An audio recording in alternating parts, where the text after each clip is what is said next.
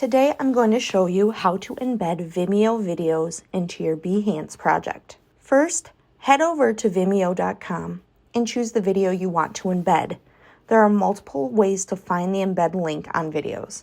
If you're choosing one of your own videos, you can click the three dots in the bottom right-hand corner and you'll see the option to copy embed code a few options in. If you click on your video, you can click the little paper airplane and all the way on the right will be an option to copy an embed code. And finally, there's also the share button at the top of the screen. You can click and choose the embed tab to copy the embed code from there. If you want to use somebody else's video and embed it on Behance, click on the video, scroll down and find the share button.